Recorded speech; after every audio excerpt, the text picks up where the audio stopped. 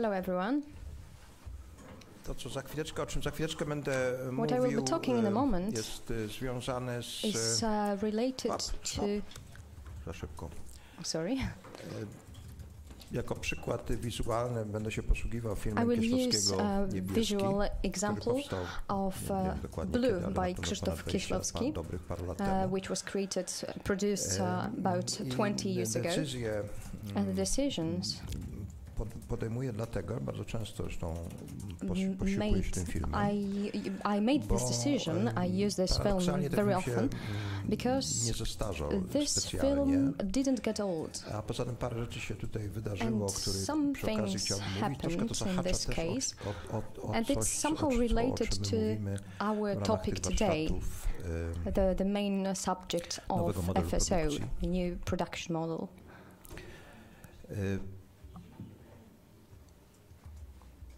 Będę też opowiadał troszeczkę o sprawach dotyczących issues produkcji, regarding production, because I think it's important. Stopniu, to raczej będzie to but it will be rather something additional to our main lecture today. Today the main topic is visual dramaturgy, but because it's a very broad topic, I will be focusing very much on the beginning of the film, because from my experience I've got an impression, and from what I'm watching quite often, especially regarding films from different film schools, that we somehow despise the beginning of our creations, our works. Sometimes we forget. Sekundkę wyłączę ten telefon, żeby nie hasował. I'm sorry, I will just switch off the phone. Często zapominamy, że we very often forget żyjemy w świecie nadmiaru, that we live in the world of excess. Przeżyć współczesną cywilizację, jesteśmy otoczeni taką that in our contemporary civilization we are surrounded by masks of cynism.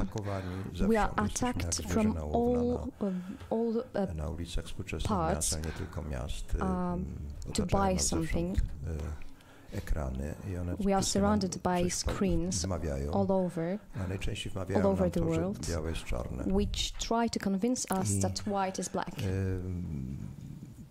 Robiąc jakikolwiek utwór while creating any audiovisual work, we fight for the soul of our viewer. Tak jak każdy robotnik, we work as every other worker on our product, and we use emotions. If between the screen and the audience there is no emotional connection, the reality that we are building is just disappearing. People just switch the channel. And it's something very important to remember during production of our films, to perform some tasks, some exercises. One of them is word, which sounds very good in English, it's targeting. We have to imagine who will be our recipient. We will have to imagine a viewer who is standing in the before the poster in the cinema and is thinking about the film he would choose. He just needs to fill his free time with something, and in every multiplex he has a very wide range of films. And he has some expectations which he realizes, which he fulfills by looking at the posters and confronting them with the film genre. If our life, if his life is dull, boring, he's looking for stronger emotions. And in the opposite case, if we have some problems, we try to find a way to avoid them, to forget about them. There are also people who love specific films, special films, who focus on author cinema. This is the most dangerous viewer because he is a very educated man. Because if somebody watches only one genre of films, he knows almost everything about this genre, about the current way of storytelling. Dramaturgy is not a set of principles. It's a living animal which changes dramatically. And the gates which decides if we like something or not is the beginning of the film. Very often, if the person who tells us the story in the film doesn't meet our expectations, is boring at the very beginning of the film, we quit the film quite quickly. And very often, which is natural for us, we assess something, we evaluate. It's something archetypic, a mechanism of our perception. In the past, it was to be or not to be, was the primary instinct. The primary man walking through the forest had to decide within 1 second if they want to fight or fly. And today we also have this primary instincts in us, and we have to remember about them.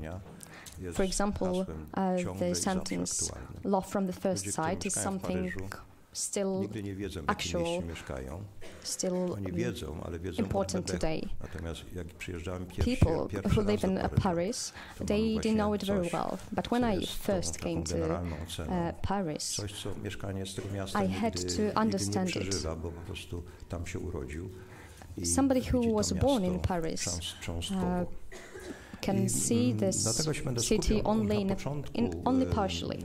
So today I will only focus on the beginning of the film, because very often when I watch films made by students, I have an impression, or rather belief, a conviction, that they think that somebody is waiting for the films, that they can make an exposition of display of a film which lasts for 10 minutes, and there are people waiting for them.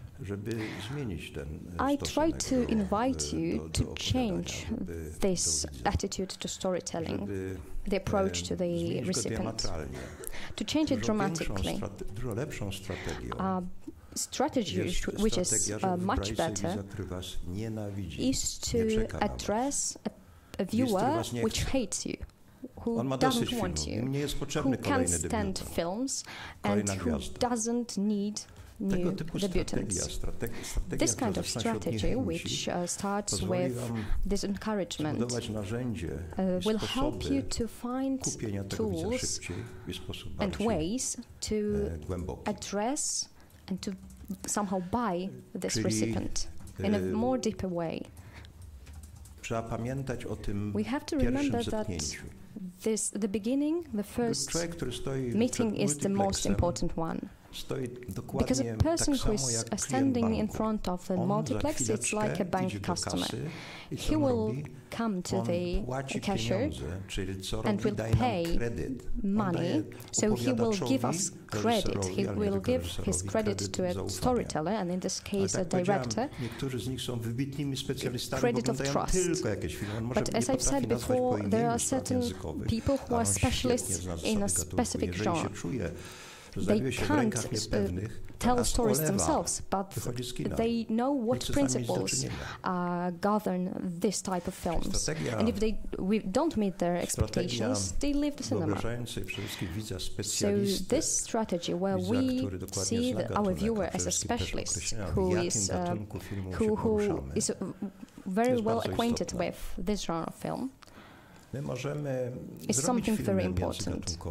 We can also make inter-genre films. We can try to use certain tools, certain ways of telling from one genre in another to refresh, to somehow refresh this genre. But to completely forget about the genre of film is senseless.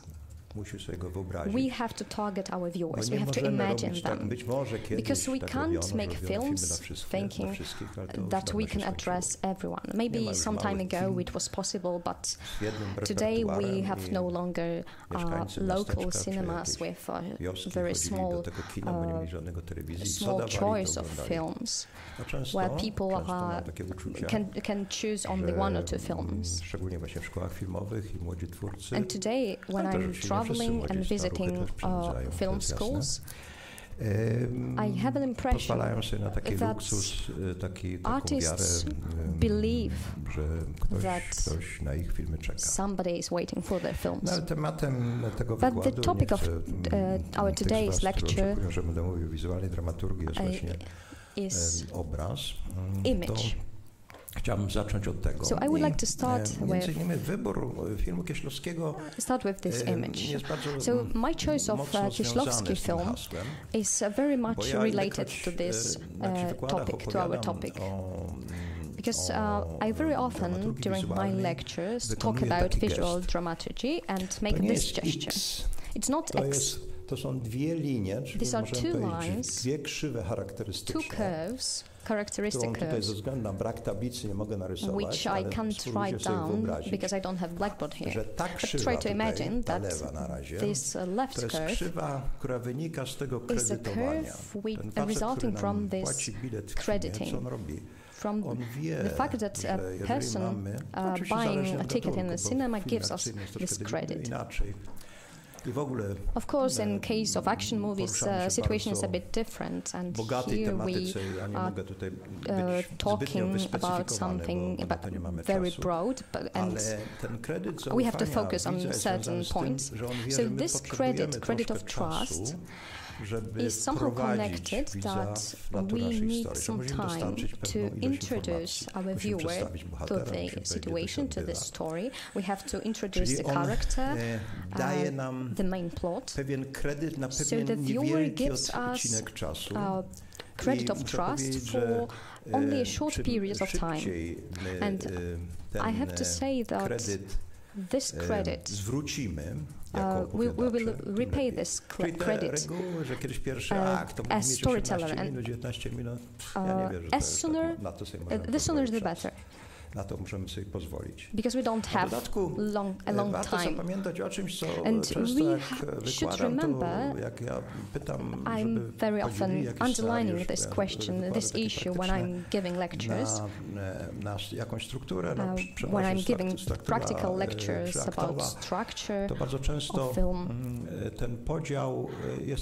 So I would like to underline today that the division that we are making is quite artificial. We try to choose a scene, a climax. We very often do it by accident, but we should imagine how to create this scene. So we are starting as Kowalski, and at the end of the first act we should see the reality of the film through the eyes of our character. At the very beginning you will be probably focusing on psychological dramas, because it's the least costly genre. I will also talk about that later, but let's get back to our curve and to our second curve. So let's forget about the decision directed to the literary side of story. i popatrzenia na tą samą strategię z punktu widzenia wizualnego. Try to find the same situation, to look at this situation from the visual side, from visual point of view. So this archetypic instinct that we have inside us, the more we show this visual attack at the beginning, which is shown by my right hand, if we open in a strong, determined way our film, it doesn't say that the viewer will love our film immediately, but he is more open. And why is that? Because music, sound, and image address our unconsciousness directly. And so we need all these curves. This visual line, this visual curve, just attacks us. And very often we have to deal with a strategy where the first scene is completely not related with the screenplay, but it's a very strong visual or audio attack, because it helps us to open to the story that will be told. Because we are repeating the same stories. 90% of my films is romance. The difference is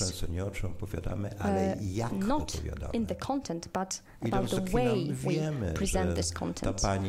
Going to the cinema, we know that this woman will sooner or later take off her clothes and will sleep with this guy. But we want to know how it will happen. And that's our role, to make it in a different way, to repeat the same story in a new way.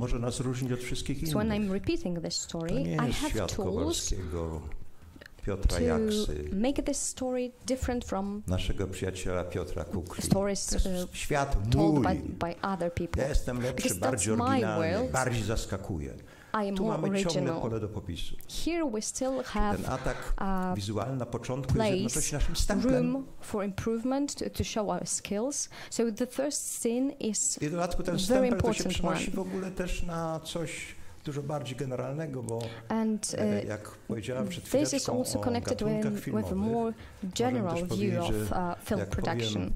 Because when I'm talking about film genres, when I say Fellini's film, all of you immediately see his way of storytelling.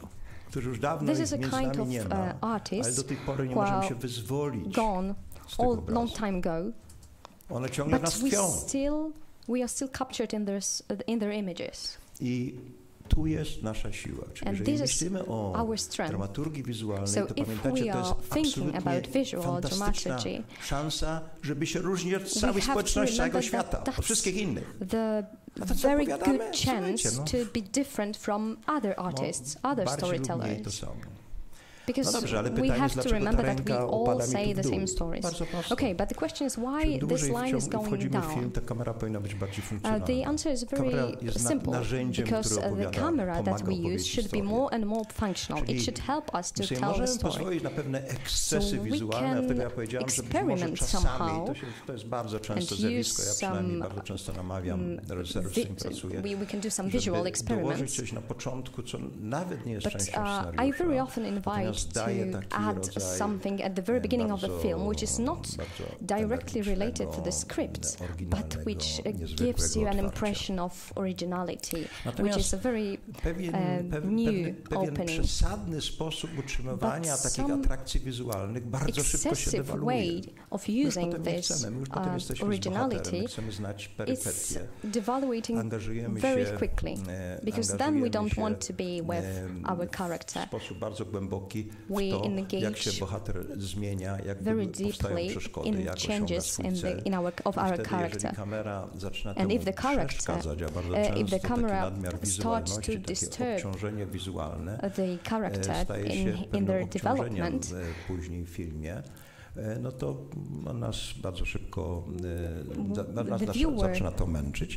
Warto o tym pamiętać, bo to są bardzo proste reguły. So we should try to remember that, because these principles are quite simple. The film, the scene of the film that you are going to see, scene from Blue by Krzysztof Kieślowski. Krzysztof Piesiewicz i Kieślowski. We will see Krzysztof Piesiewicz and Krzysztof Kieślowski. Halo, tu się nie ładuje prądem, to majonez. Sorry, there are some technical problems. Bo mi zaraz, już dobrze. Okay. Zaczęło się od takiego zdania. So it started with one sentence. Widzimy nadjeżdżający samochód. We see the car approaching us. Do nas na autostradzie widzimy nadjeżdżający we are on the motorway. We see this car approaching us. Jest stopklatka i w takiej zamazanej stopklatce widzimy kobietę, mężczyznę i dziecko. And here we can see a man, a woman and a child. Bardzo prosta. Of course, the suggestion is very simple. The camera man is probably on the bridge. Dziecko nie może siedzieć na pierwszym siedzeniu. But my first thought was that, but why this child is sitting on the first, in front of the car? It should be in the back. To co on zrobi?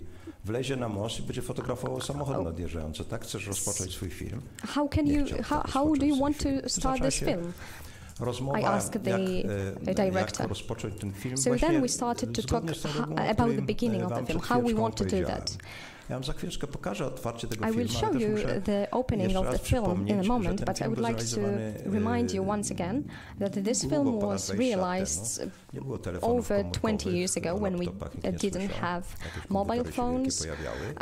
We only heard some rumors about computers, and cameras were very large, were huge. Something which we are going to see, it's now completely not original. We don't use such cameras anymore, or we use them in a very limited way. But at that time, they were very original. And that's exactly what we are talking about here.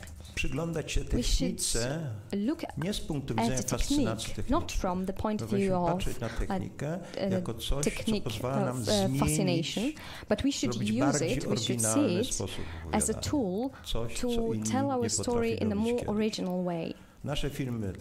Our films now and films produced 20 years ago are completely different. Of course, there are certain exceptions. For example, films by Fellini, who will probably be still original in the next 100 years. But what I'm going to show you was at that time very original, and I would like to invite you to see this film, to watch this film. Halo? Światło zgaś. Please turn the light off.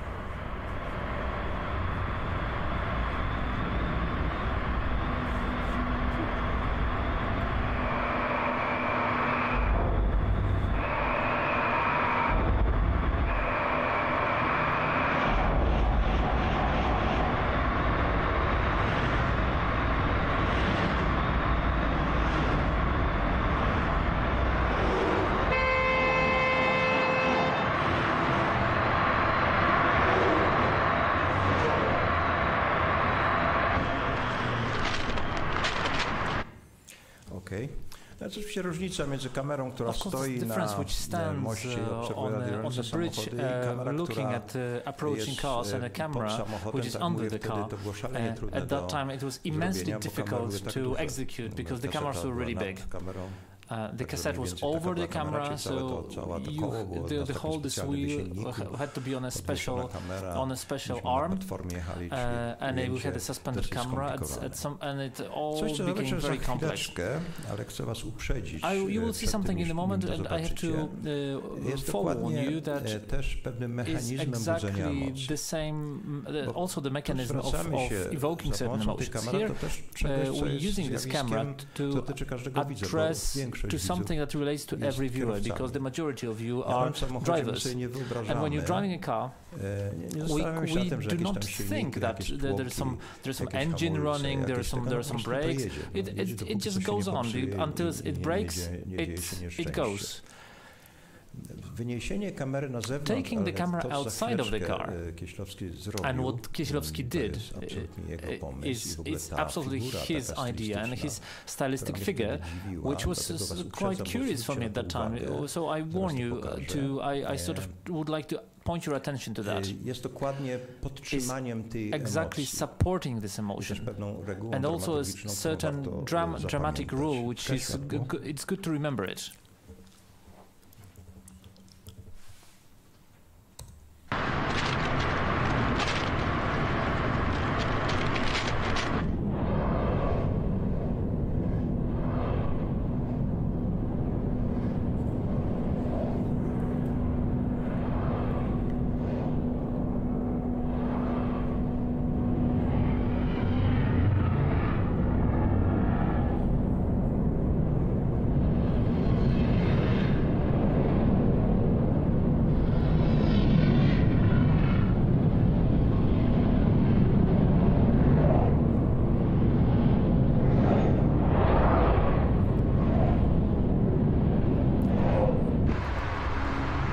Mówię o tym momencie. Now look closely.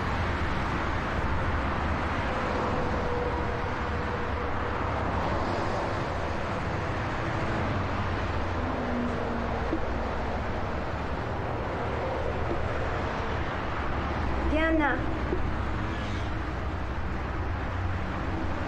Allez, monte.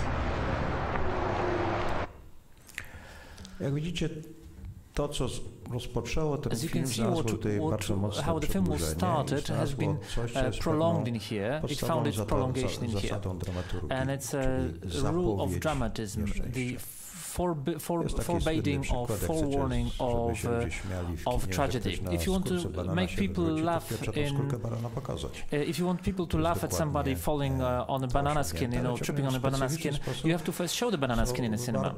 In here, it's something that relates to certain method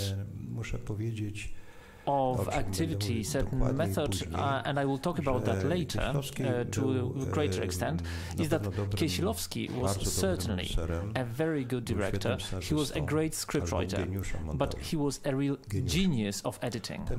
He was a true genius. This film, in the editing, underwent a total metamorphosis. You can believe me or not, but after the first editing, we could not look at that film because it was so bad. Kieślowski went back to the editing room. He spent there additional 2 months. And he totally transformed this film.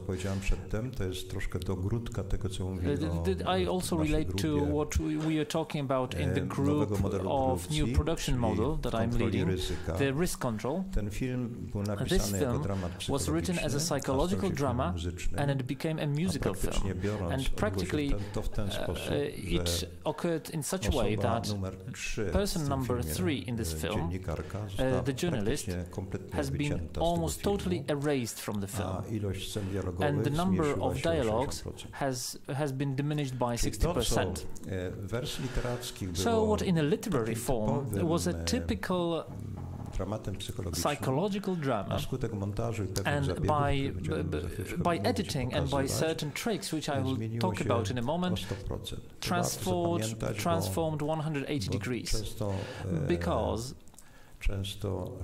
quite often, especially young people, forget about the basic rule of every artistic activity and creation. We are not the owners of what we create. We are just helpers. We just help to give birth to it, especially in film. If you believe that your film will be exactly as he has it in his hand, he's a bad director. The true work of art has its own life.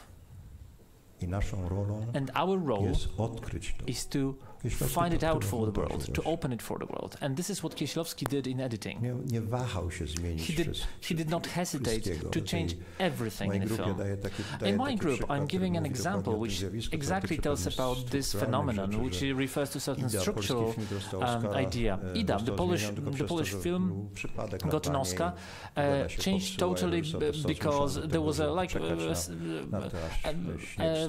chance event on the screen, because on the set, because there was a snowfall and they had to wait for the snow to melt, and the director had a time to look at his version and decided that it's not good, and he rewrote the part of the script, and then he went on to have really great results.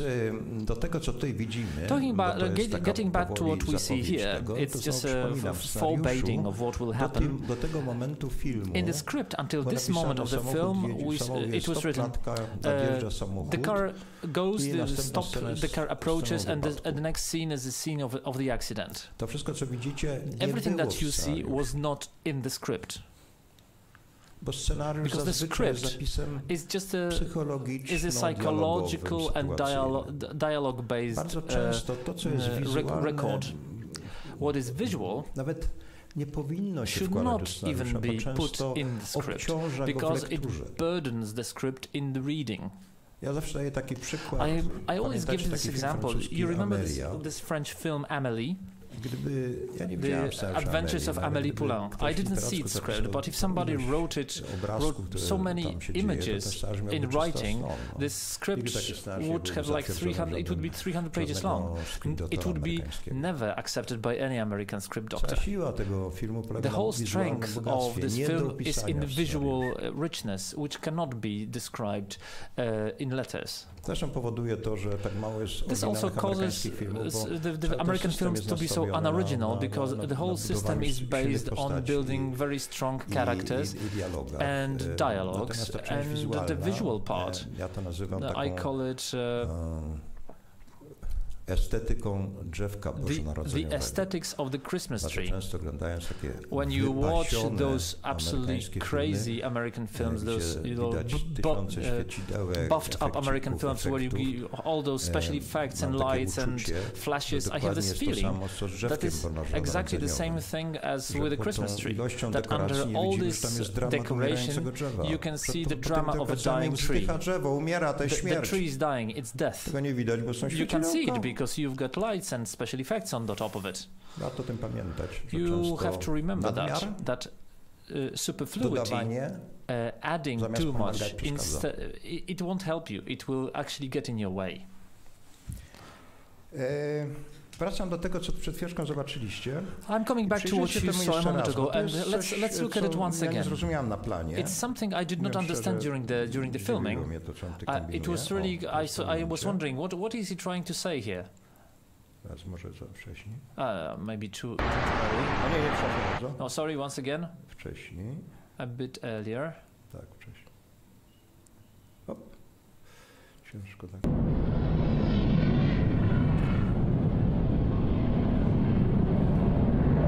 Przepraszam bardzo, ale tu nie mogę precyzyjnie tego zrobić. Zauważcie, że tutaj są te ujęcia bardzo tak gęsto złożone. Dzień był, teraz noc i teraz patrzcie, co kamera wyprawia. Now see what the camera is doing. You had day, then you had night, and then again you had this organic. It was very organic, and here the camera goes outside of its organic version. The director shows something and very quickly moves to that shot. I don't know how to call it. I call it an ironic distance. We have the right, especially in this case when we are preparing some sort of a setting. And by setting a scene, we're building it in this way so that the camera could not be seen. We have a dialogue scene, we've got plans, counter plans, establishes general plans, etc. When we get this all together, you don't see it. This is the role of the organic camera, which is unseen by the viewer. But then you can turn it around, just like Kieślowski did it. właśnie podkreślając tym, że nagle ta kamera jest widoczna. Ona panoramuje od visibility of this camera. You can show that it pans from this girl to nothingness. You can see the work of the camera. Something that by definition itself should be avoided. Here, Krzysztof decided to show it. And in a strange way he underlined those falling drops or dripping drops of the oil, which will lead directly to what you will see in a second.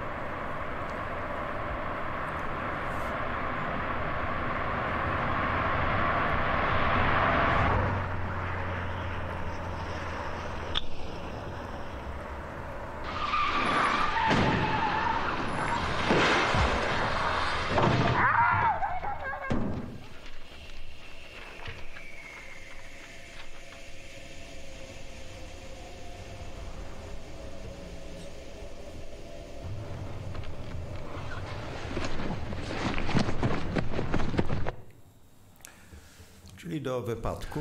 So the accident. Jako smrodek dydaktyczny to traktuję. I treat it a bit like an educational part. Samochody, cały wypadek się odbył na zbliżeniu. Of course, there's no accident. There were two cars. The whole accident took part in the audio, in the soundtrack. I'm talking about that because quite often what I find, especially in film schools, young people are trying to raise them against the American cinema. And it produces really dangerous results. I worked on a set where a man was killed, and during the workshops, when we started the Film Spring Open, and we did it in the north of Poland with 15 people, and there was a scene where a guy was shaking a girl, and he dropped her, and he fell down and hit the stone and lost consciousness. We thought that she died. Thankfully, it was just concussion. But accidents happen all the time on the set, and if you put yourself in the race against an American cinema and trying to repeat that with no money at all, without specialists, without special equipment and health and safety, in a moment you will meet Neil Corbould and ask him questions. I beg you, ask him questions about security and safety, because this is his role number one. He does crazy stuff on the set.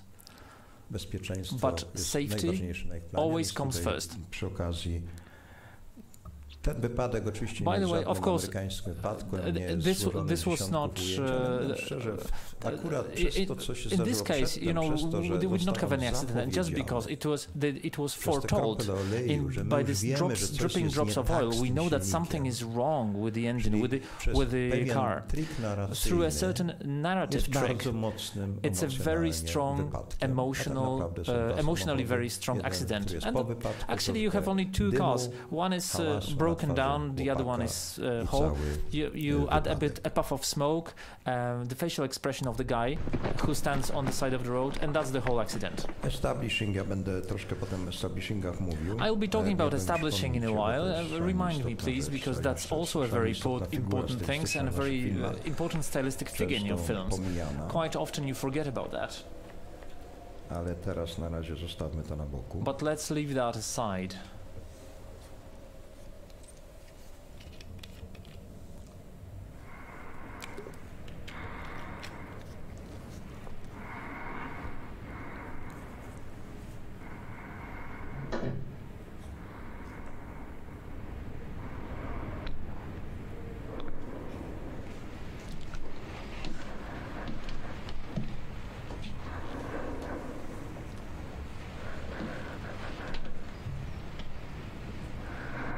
Est-ce que vous vous sentez en état de parler?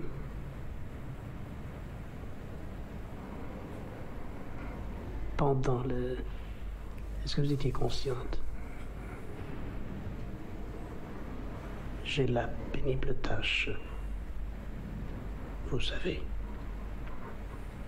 On mówi, że umarło, że czy była świadoma w czasie wypadku. He said that the girl was conscious during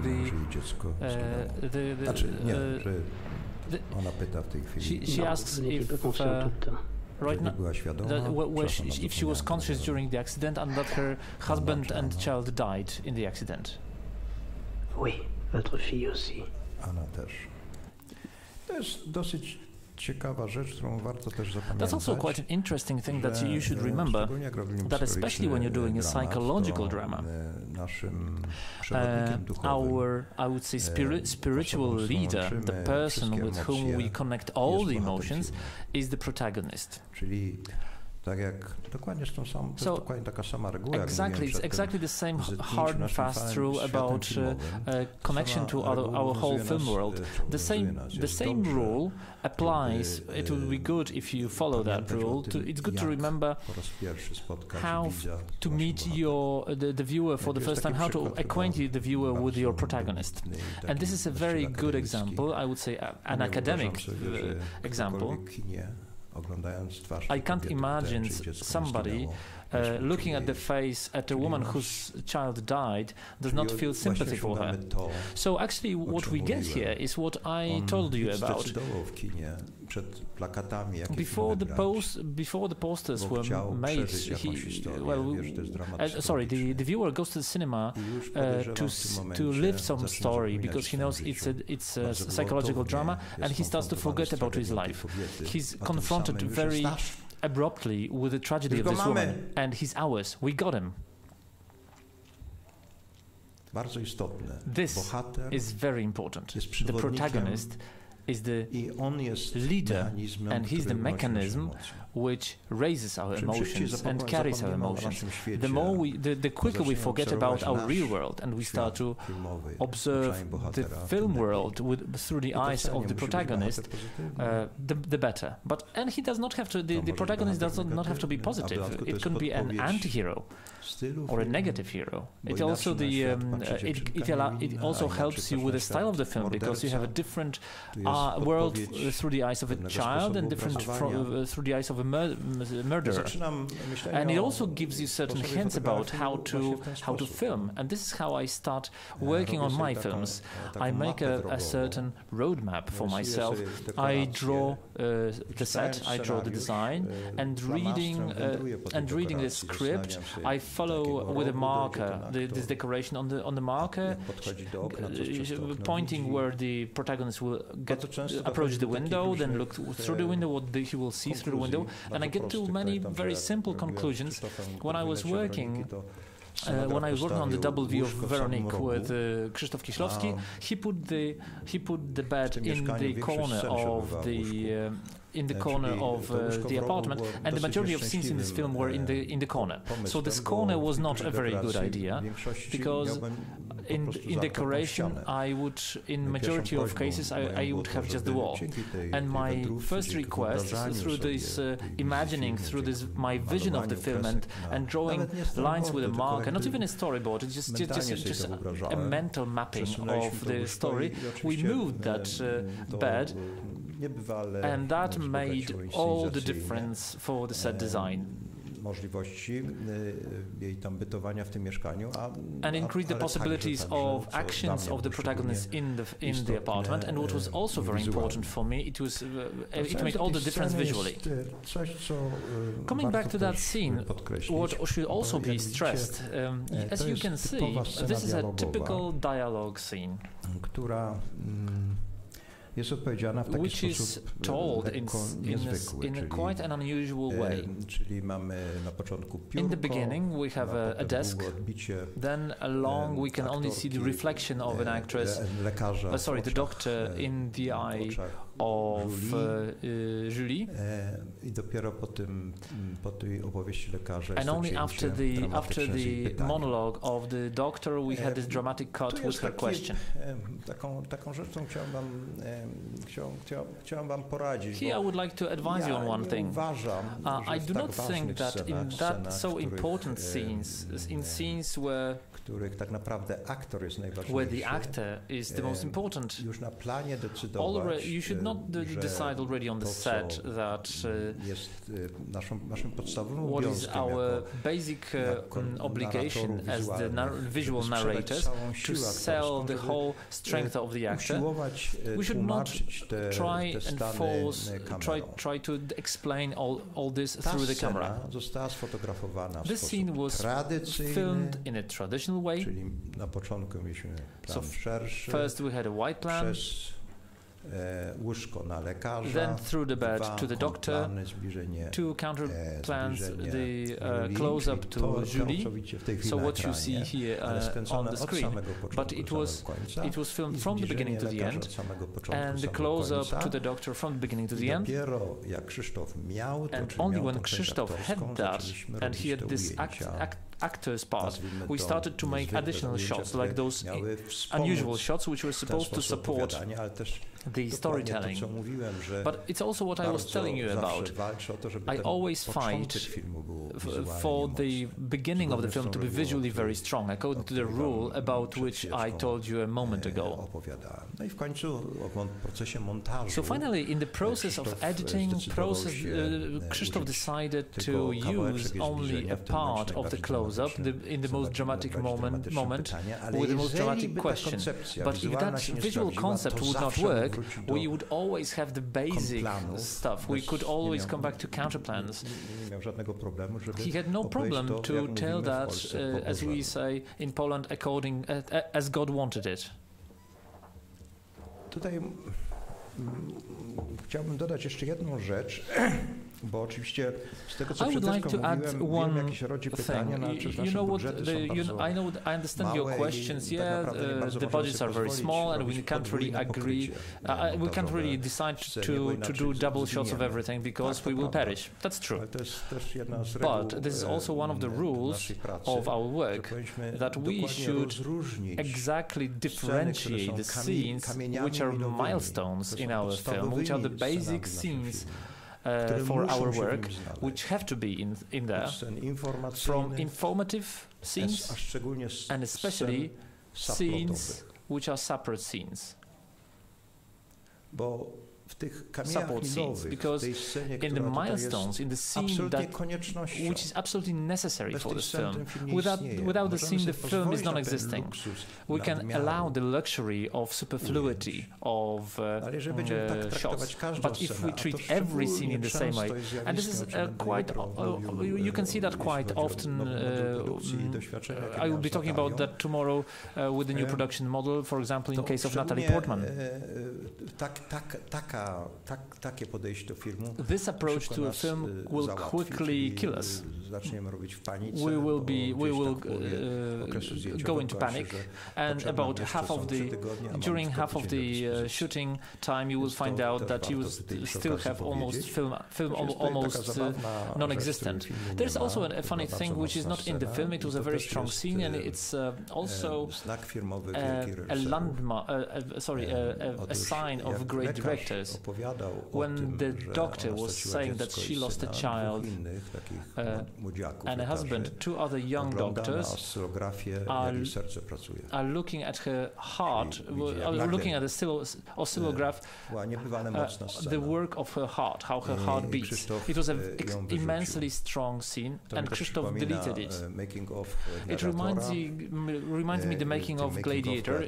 In the Gladiator's making of, you can see that there's an unbelievable scene of execution. It's very, very strong. The journalist asks, "Why did you delete that scene?"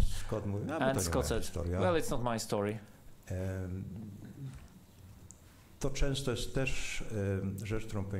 It's another thing that you should remember. You have to be ruthless. You have to be ruthless in the process of filmmaking. And I also recommend to you this technique. And it's one of the things that Kieślowski taught me. And I learned it from him. And very often I saw that it's also a mark of a great director. jak miał już jakieś tam problemy montażowe, when Kieślowski had any trouble with editing, he suddenly deleted the best scenes from the film, and everybody was astonished. Why did you do that? You're crazy. That was fantastic. And he said, well, let's try that. Let's try it. Those from among you who are writing scripts know that phenomenon very well. The writer's block. Zablokowanie pisarskie. I wtedy taka rada w każdym podręczniku kreatywności. In every manual for script writing you read, kill your best child, kill the best scenes, kill what you love the most, and you will see it from a different perspective. It will change your approach to what you have. Przed chwileczką miałeś kłopot. It will kill the problem also. I mean, it will change your perspective of your work. Kieślowski had no problem with killing his favorite children. Usually, I don't have time to tell you that. Usually I need about a week to give you all the knowledge. We'll need 3 days additionally to Film Spring Open to finish everything that I would like to tell you. But it's good to remember that rule.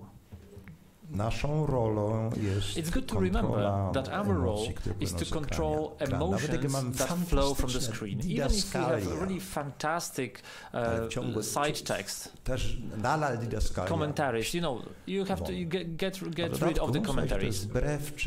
And it also runs against something that we generally have problems with, which is a typical situation. It's not done only by young people, because when you get ready for a film, jest to walka o pieniądze. You struggle for money.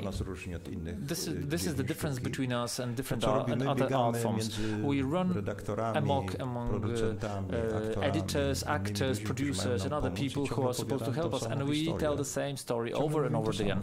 We sort of tell the story again and again and again. And the young directors, when you get on the set, it's not your beloved life anymore. You're close to breaking up. The story is so uninteresting because you sort of when you think about it again, you feel like vomiting. And suddenly the directors get very interested in subplots, and they start to do side stories because it's always fresh. It's always new. But unfortunately, you can only use so many subplots as strong as your main line. And it's a typical problem with what we do. The distance between the first fascination with the story and writing the script, even if it's our own script, and the process of filming is so big that quite often we're already burnt out. And we cannot really rekindle those emotions that accompanied us when we came up with the original idea. That's on the side.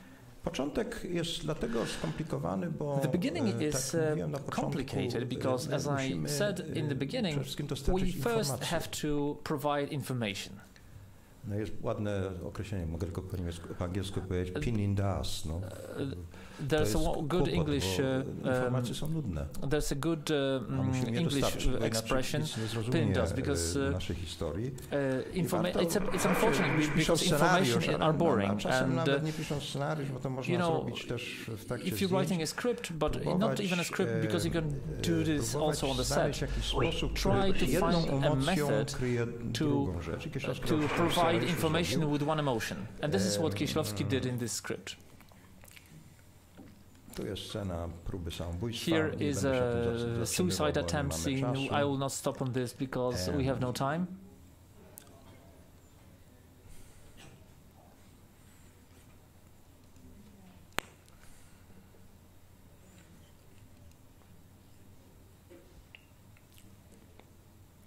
Nie może popełnić samobójstwa. She can't kill herself.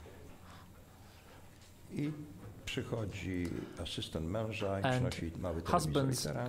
Assistant comes and brings her a small TV set. Now focus on the next scene because it's an informative scene. It's a good example for which Kieślowski found the substitute for emotions.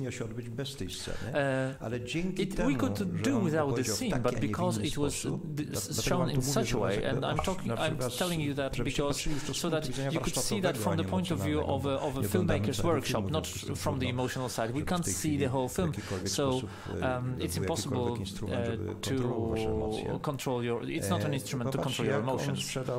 See how he provided you with the necessary information about the story we're in. Unfortunately, we do not have the English version. It's a French version, so I do not know French, so I will try to sort of make my way through the language, and I will tell you beforehand what the information is. In a moment, you will learn from the man who talks that a great composer died. The whole France, the whole Europe is mourning because he died.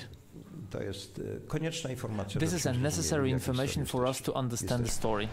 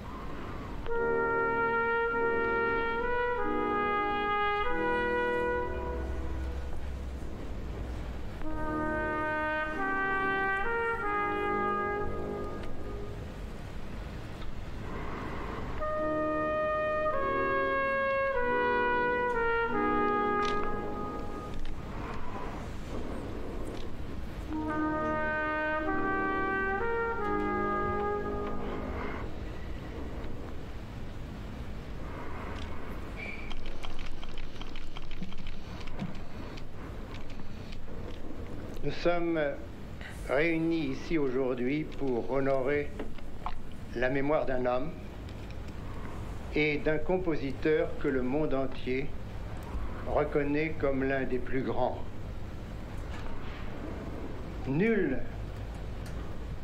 ne peut accepter qu'il soit absent. Et nous pensons aussi à cette petite fille de 5 ans qu'il a accompagnée dans la mort.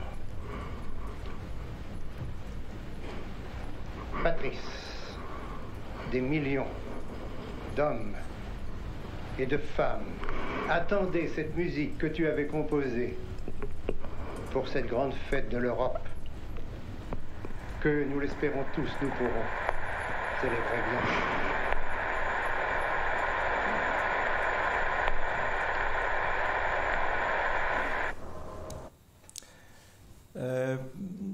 Dokładnie widzicie, że tutaj cała scena tak zrobiona intymnie, ona jest pod kościelą, na tym małym ekraniku. She's lying in the bed and watching TV in her room. We didn't have any mobile phones at that time. And the Minister of Culture is informing us about what's happening in the film.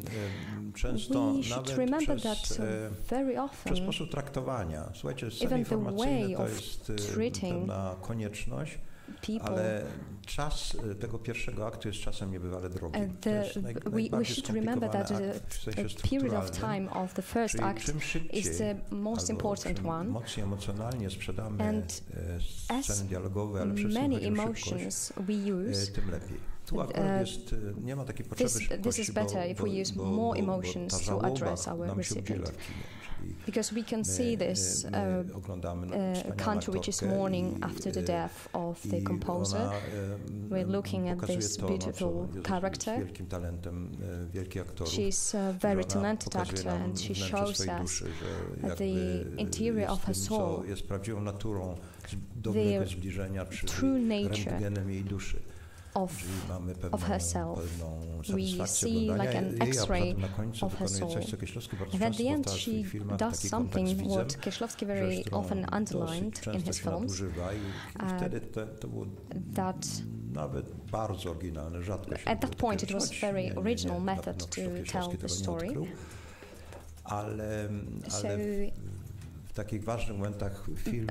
In very important moments of his films, Kieślowski made actors to look in his direction, mamy takie poczucie wyboru, przecież my nie oglądając film, będąc w ekranie, zapominamy, że siedzą inni ludzie. the viewer the impression that they have a very private connection, very private relation with this character, that the viewer could feel the sympathy while watching the film.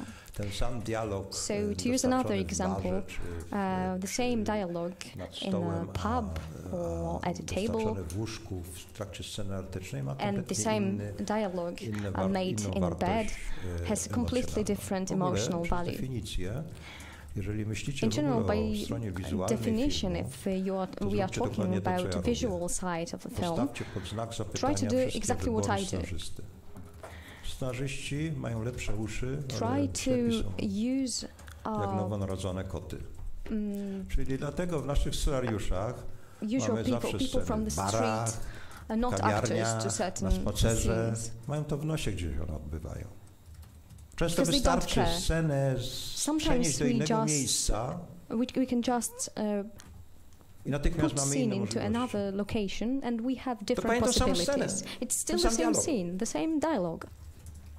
Typowość zabija. Something which is typical kills us. Potem wam to pokażę, ale jak już Then I mówimy will o show tym, you to this thing, but when we are talking about that, we are talking about the film by Kieślowski. The second act of this film is about the fact that the character tries to separate herself from all feelings that she have already felt, and she found a method to kill these emotions. She tried to kill them while running in the streets of Paris. She was running, and during our meeting with Krzysztof, he said that he doesn't care about physical aspects, but about the fight that the character, the fact that the character fights with the pain which is present inside her. But how to say it, how to tell it in an original way, how to show it when the character is running in the streets of Paris. Piotr was sitting at the back, was doing stills, was making stills for this film. No tak, i to jest twoja, tak, dokładnie. And that was your role. That's his scene. His scene of morning country. It was made by Piotr. It is very well visible in this film. I just wanted to underline it because I saw you in the audience. Okay, I somehow forgot. Lost myself. Okay, I know. In this running, for me, it was something stupid, a sort of stupid solution. I thought that it would be better if she would go swimming. And it changed a lot, because we could show the character in a better way. She was swimming at night because she didn't want to do it with other people, and it gave us new possibilities. We could do it in a more theatrical way. She could be under water, above water. It was somehow connected with with the main subject of the film, and it was a new idea. It was the idea that I had in my mind from the very beginning of producing the film. Producing Blue by Kieślowski. I wanted to use this major color in the most important moments of our film. We will see that in a moment. This change of location, as I've said before, where the character didn't run but decided to swim, changed a lot, not only in my opinion, but these scenes were very well received by the audience. What I'm going to show you in a moment, we should be open to such things. It's related to the story that I was talking about before, that we are controllers of what we are doing. And we should be aware of what we want to say and what the work of art is telling us. The scene that you are going to see, to watch, was somehow created by accident. But please watch closely, because this scene, the situation that you will see, Kieślowski has developed later in his following films, but it started at this very moment. He repeated this technique in 3 or 4 films, where he underlined the introspective role of music.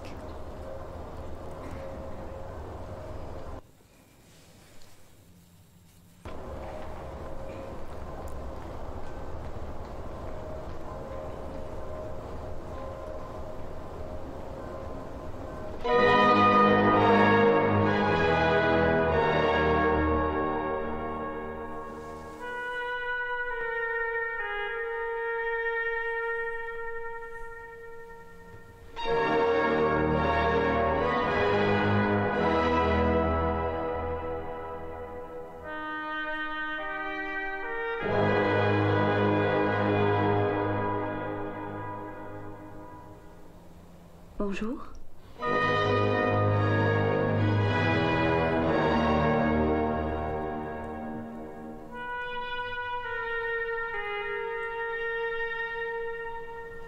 Bonjour. Je sais que vous n'avez pas envie de me voir. Oui. Vous me laissez entrer? Non.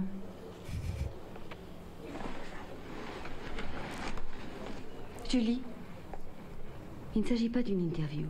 C'est pourquoi alors? Je suis en train d'écrire un article sur votre mari.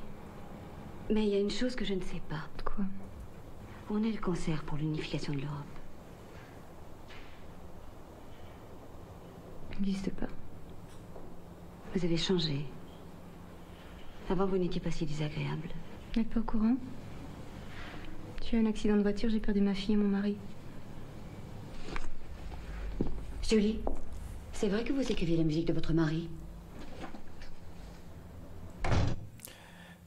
Zanim dojdziemy do tej drugiej części dialogowej, to chciałem opowiedzieć o tej pierwszej części, bo o niej była mowa w tej zapowiedzi mojej. Otóż ten efekt był zaplanowany już w scenariuszu, czyli chodziło o to, że nagle z pojawieniem muzyki pojawia się niebieskie światło. Simultaneously with music, the blue color appeared. And at that time, I used the strongest lamp that was available on the market, 12 kilowatts. But the day where we were doing this scene was a very sunny day.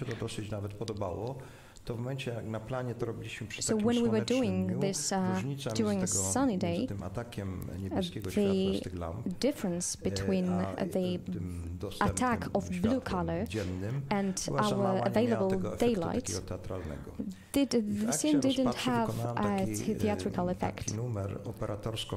So I decided to do a certain thing, because it was about film stock. Oczywiście kiedyś obrazek był rejestrowany przez to, że światło wpadało do past, the image was registered because the light hit the film stock, światło się nie mogło dostać. The negative. Ja zrobiłem rzecz następującą. Opakowałem całą kamerę w niebieską folię, to wrap the whole camera in włożyłem łapę pod tą material. I put the camera under this material, and while listening to the music, I was opening these doors of the camera. I will tell you later how it's all ended up. But it was act of desperation, because actors will know that this image could disappear, because there was too much light and we could end up with white film stock. And it happened like that. But in the second part of the film, Kieślowski decided to do exactly the same thing. But again, I put too much light and the image disappeared. To jest w tej chwili też numer, który jest właściwie niespecjalnie oryginalny, bez problemu this technique is not something very original. We can correct it during post-production. Because this equipment is already old. But at that time we didn't have any computers, we couldn't think about any post-productions. The profession of cinematographer was about seeing the film for the first time. The director of photography was the person who watched the film for the first time. And then the viewer could see the same. And now everyone does semi-product. We can correct almost everything during post-production. Of course, it has certain advantages, so I don't worry about that. But at that time, I wanted to show you that it was time to discover certain things. After this film, I made a special lamp, which I was able to stick to the camera from the back, and I could control light coming to the camera, because I could see how much time is coming, and I could control it very well. Ten przypadek spowodował to, że później Krzysztof jakby zaczął montować sceny dialogowe, in a fact that Krzysztof muzyka się pojawiała, ale pojawiała się też znikaniem obrazu. Combined scenes. Na początku miało być znikanie niebieskie, ale znowu nie było komputerów, a w laboratorium nie potrafili osiągnąć tego niebieskiego światła, znikało w czerni. Light was disappearing, so it was disappearing and changing into black. Ten pierwszy tutaj element językowy się utrwalił w sposobie opowiadania, ale jest tu jeszcze jedna rzecz, która preserved, retained in the way of storytelling. But I would like to talk more about visual aspects of this film, visual side. So as I have mentioned before, the character of this journalist, which appears in the film, maybe 5 or 6 times, but in the final editing, she appears only here and in the ending scene of the second act. Julie sees that in the TV. She has a very important role. Among others, there is a very important dialogue in cafe. This journalist is waiting for Julie in the cafe because she wants to ask her a question. If that was true, if it's true that she helped her husband to compose music. Julie helped her husband to compose music. There was a great love between them, and she didn't want to be the author. She wanted it to be secret. But here on the film, we also, as a journalist, discovered this secret. But this information was given in a scene which was deleted from the film. Julie się odwraca, ale w rzeczywistości na planie odwracała się dlatego, bo dziennikarka robiła zdjęcia. Ona jest wściekła w ogóle, że przylazła do dziennikarka. I z offu zadaje to pytanie. Czyli wywalił scenę i włożył ten konieczny dialog do zrozumienia kompletnie z offu. In the reality, she turned around because we were doing przykładów, który dokładnie mówi o tym, o czym mówiłem na początku, że nie jest prawdą, że jak telling you from the very beginning, it's not true that if we edit the film from the beginning to the end, it's the end of our work. It's actually the beginning of our work. And in case of Krzysztof Kieślowski, it was the case. That was the case. It is a cardinal mistake of beginners. Że jakby egzekwują jeden do jeden, require one-to-one what is, the script to be reflected one-to-one the film, as if they were blind to new possibilities and certain, warnings and foretelling. This is the difference between good directors and bad directors, or directors who potentially can develop their capability. I was working with Wajda on a film the conductor, and that was a story in which the main character, as it was written in the script, was a young conductor, Andrzej Seweryn, and his daughter was Krystyna Janda. On the 6th day of shooting, Andrzej said, "Listen, it's not about Andrzej, it's about Krystyna." And from this moment, something which was written in the script as a story about the male from the point of view of the husband, it started to be told from the point of view of the woman, of the wife. Please be ready for this, and please be open to that. Be open to, coming back to the visual drama dimension. Be ready to give hints, to take in hints which are serendipitous in nature. There's many things in this film which surprised me myself. I didn't came up with them; they just appeared out of nowhere, and you have to be open. You have to have eyes wide open to notice them. But of course, you also have to secure yourself against incidents, because sometimes it's too risky.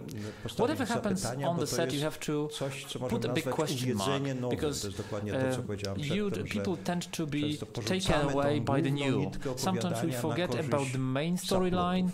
To the advantage of subplots. This quite often is related to visual inspirations and fascinations. This is dangerous, but quite often, and be ready for that, it is a hint of new possibilities in editing. Here we have an element which is also very important, and let us move forward a bit. This is protagonist number 3, an assistant who was always, he was always infatuated in Julie. His name is Olivier. He's the assistant of the husband.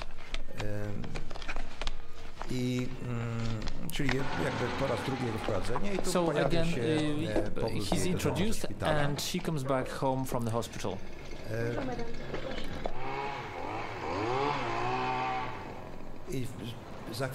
And in a moment you will see something that Kieślowski loves, and he did it already in the hospital. He does it here for the second time. Bonjour, madame. The emotions of the actress is translated to another person. You can see that he's very moved and she's not moved at all, but especially in this scene. The sorry, we'll see it in a second. I haven't seen this film for quite a long time, and I forgot the sequence. She enters the blue room.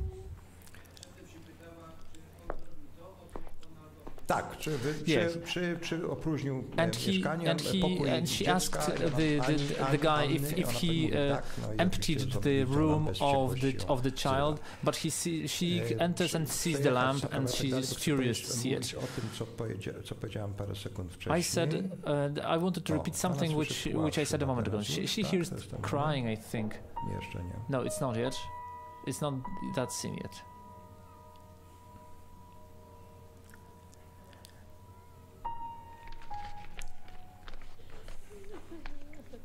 Oh, that's the moment.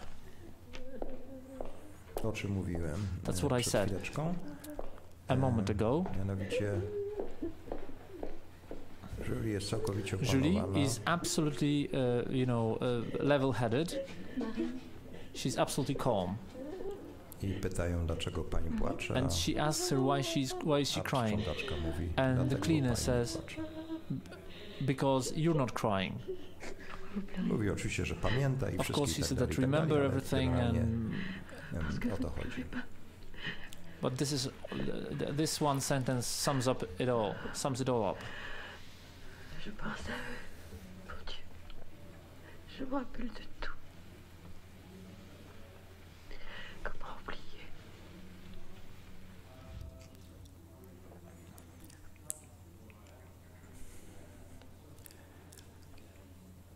Chcę się zatrzymać nad jednym momentem, bo to jest taki przykład. Here I wanted to show you one moment, focus on one moment, because I wanted to show you how everything we do is important.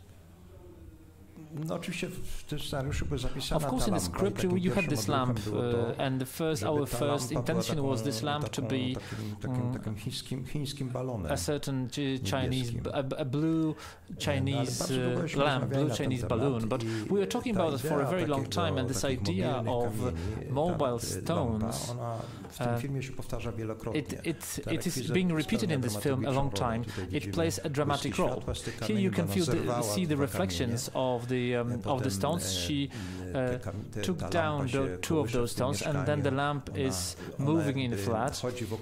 As she moves around the lamp, as if a spirit of a daughter was in the lamp, was embedded in the lamp. Just the moving stones, the moving crystals, getting reflections on her face from a potentially banal prop, turned into something more than a prop. You have to remember about that. Building the world of a film is building our own world. We build it from the scratch. And the more we would think about it, and the more we would think about every element to show, we sometimes can get to very interesting conclusions. There are no things that are not important in our world. Everything that we build is important, because places where our protagonists live tell more sometimes about the characters than the way those characters are played. And this is also the part of the visual side of the film, and you should not forget about that. To jest film, który tak naprawdę mówi o czymś, co nie jest pokazane. Tells something that is not told. Muszę przytoczyć coś, co it is not named, and I have to relate here to something that is the simplest messages of all, and I really love very simple messages, because those messages are very, very clear. I remember I talked to a young director in Łódź, Markus von Horn, who made a very strange film, a very captivating film. And he used this expression that he does a film where the camera does not behave like a dog, but like a cat. Because the dog jumps and says hello and waves his tail, and the cat just turns around and goes to sleep. And it was so in this film. The camera did not follow the actors. It was always going beyond, in some wrong direction, and it worked perfectly in his story. His camera was behaving like a cat. And Kieślowski said something different. He said, if somebody else did that film, he would put an internal internal monologue of the actress in here. Let's do something else. Let's make a film in which we provoke the viewer to build her monologue inside his head. So let's provoke the viewer to be his or her dialogue through image and through sound.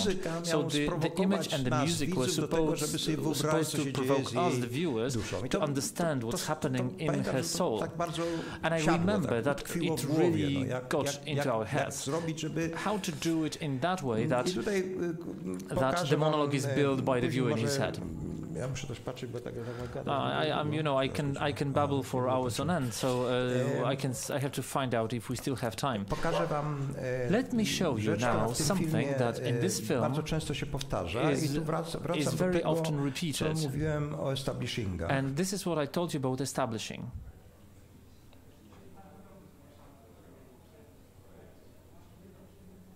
We had 3 pages of dialogue in the script here. There were only 2 exchanges left, and here you've got the stones again. And this, the moment I wanted to show you. In here, the macro photography related to music is quite an is an occurrence which happens very often. Either notes or in the cafe, a piece of a lump of sugar which is being put in the coffee, macro photography. And here I wanted to stop here because this touches upon something that is a very important element and possibility, like a visual possibility, we tend to forget. When writing a script, we tend to forget that rzadko się zdarza. It does not happen very often. Like, for example, in TV series, they're writing establishings. However, in a typical script, the establishings are not introduced because they're quite burdensome and they make it heavy for reading. So quite often, and I can see that especially in students' films, they become claustrophobic. Zapominają realizatorzy, because the authors forget that we want to know the place of the action and that the place of the action is important. Also, establishings are a very important tool. It's a great tool.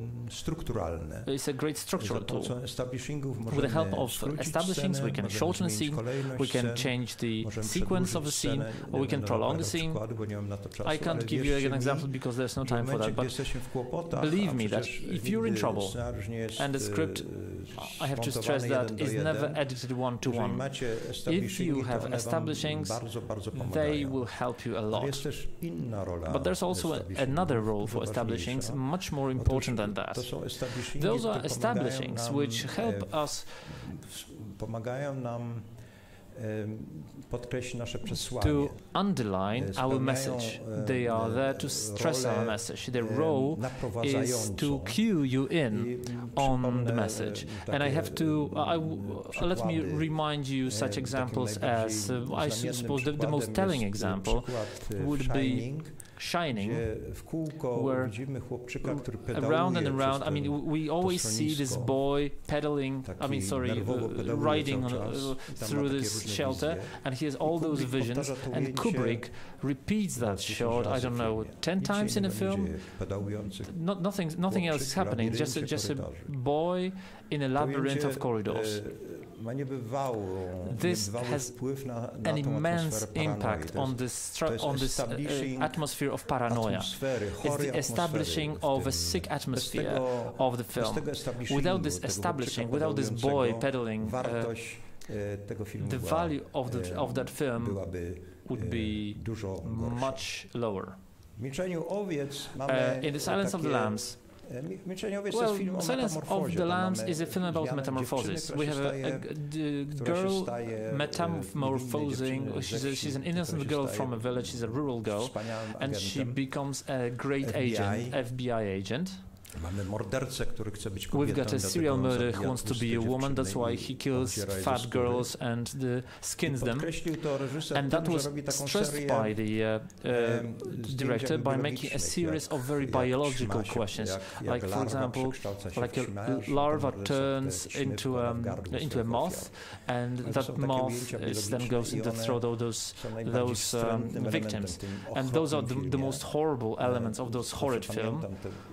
I remember those moths moving in the throat of victims. Those are the shots which are not a part of the tale, but their impact on our reception of the film is immensely strong.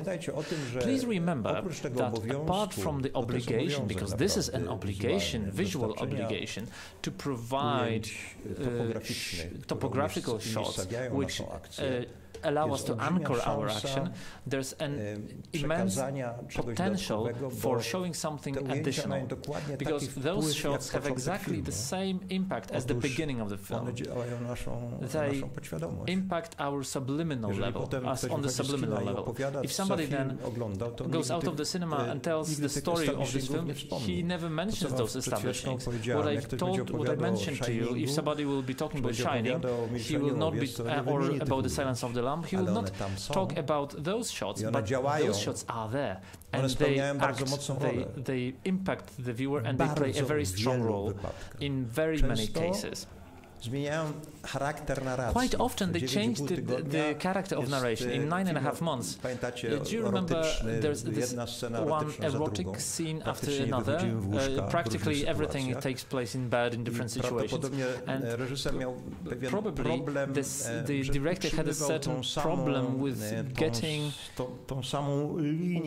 the same line of action, the same line of tension. And this is often, let's say, if we've got young directors, we've got, they want to increase the emotion, and they get quite the reverse. Sometimes polarization of emotions is much stronger than just pushing it up. And in this film, there's a shot which is totally irrelevant. It has nothing to do with the film. A boy who's delivering a package, he's listening something in the earphones on the headset, and he's listening to some wild music, probably because he dances wildly while he's walking down the street, and everybody's laughing. And that is enough to go back to the erotic scene. If you had two erotic scenes next to each other, that would be boring. But this moment of laughter, which has nothing to do with the film, it actually has nothing to do with the film whatsoever. It changed the polarization of emotion. In the Three Colors Blue, we could see here for hours on end and watch it. There's a scene which is also immensely important. This film is an experimental film because Julie Binoche, after this tragedy that she goes through, she came up with the idea that she does not want to feel pain anymore, which means the only possible way to not to feel pain is to cut herself away from emotions. So she cuts herself away from friends, from acquaintances, from the money even, from history, from the family, but what we found out, she after all is an animal just like everybody, and there are mice in her flat, and she has an atavistic reaction to the mice, and she visits her mother who has Alzheimer's disease and doesn't remember her, and thinks it's her sister. So this dialogue starts from a total non-comprehension, and the director... Oh, is this the end? Oh, I'm sorry. One more word. So the director uses. Oh yeah, they told me to stop. What a shame. Okay, so the director uses this. The Alzheimer bedridden mother is watching bungee jumping on TV, and they're showing like a very old guy who's being pushed off from this bridge, and everybody's laughing in the cinema. But this laughter changes the character of the scene. It's also a form of establishing. Introduces something that is an interruption in the scene, but in reality, it enforces the scene. It strengthens it, and with this comic interruption, I thank you for your attention.